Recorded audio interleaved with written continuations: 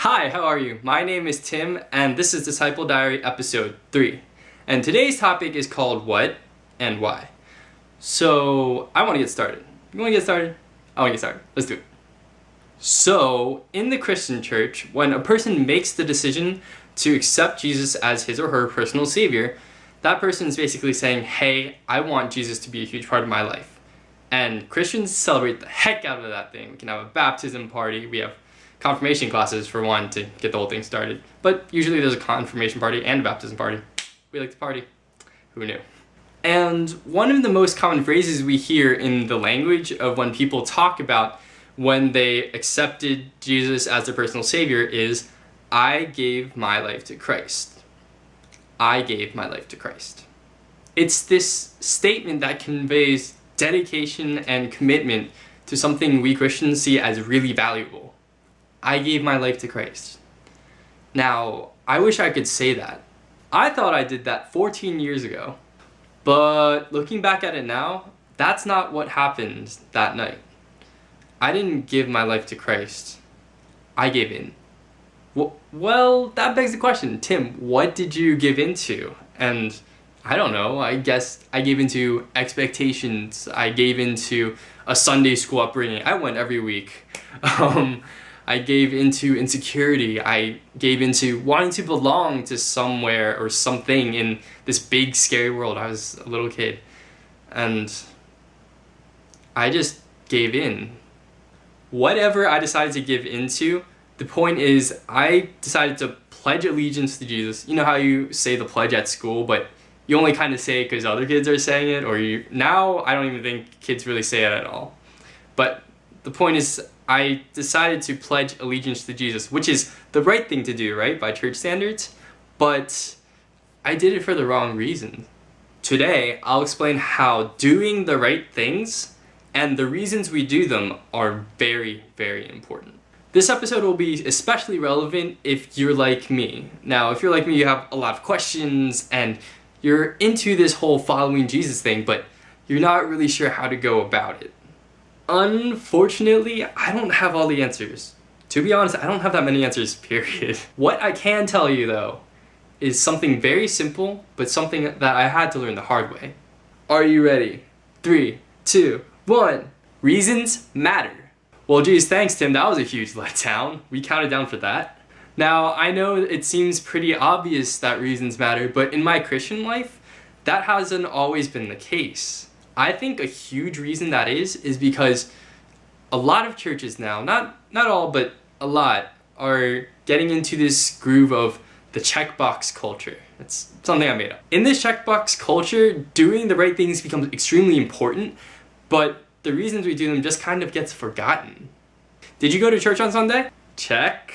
Did you put money in the offering plate? Check. Have you said that you'll give your life to Jesus?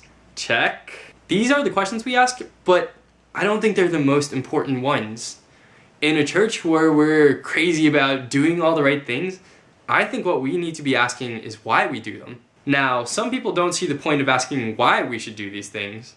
I mean, clearly, we're supposed to do them because they are good for us or other people in some way, shape, or form. Why should we ask why?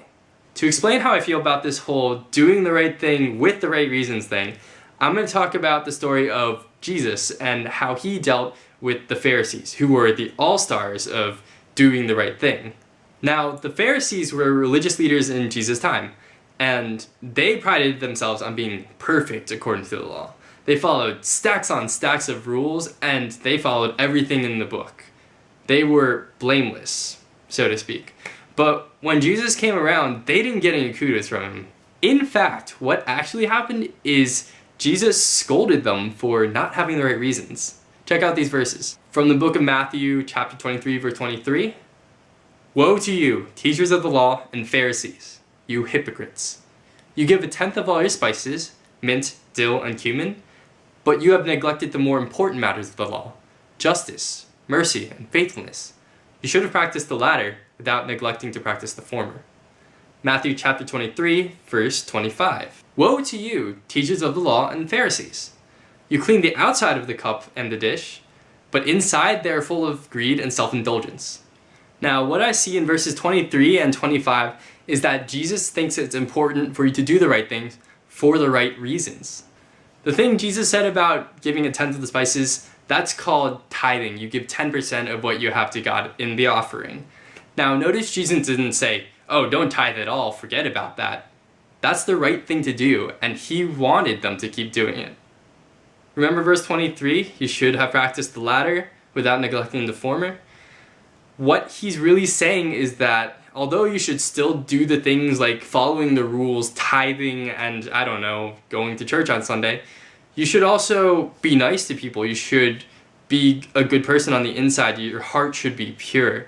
But that's not what the Pharisees were about. They were about greed and self-indulgence. They're all about themselves and trying to make themselves look good. And in verse 25, Jesus says, you can do these things to make the outside look good, which is what the Pharisees did, but the inside can still be dirty. So you can jump through these hoops and do the right things without the right reasons, but you won't get it. You can do what Jesus tells you to do, but if you don't have the right reasons, you probably aren't a real follower.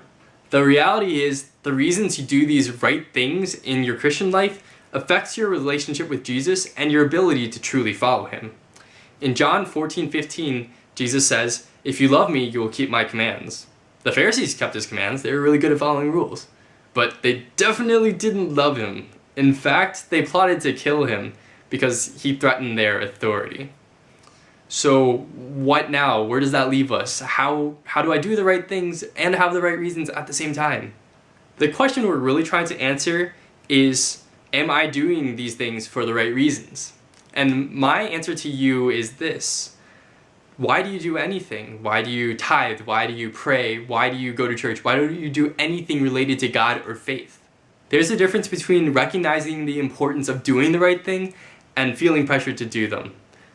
Do things because they're important to you. Do them because you love Jesus or you think that it's important for you to become this better person by doing these things. Whatever you do, don't give in. You should feel like you want to do something more than you feel like you have to do something. That's how you know if you have the right reason. That was Disciple Diary episode 3. Thanks for sticking around. That video was a bit long. I'll see you next time. Bye.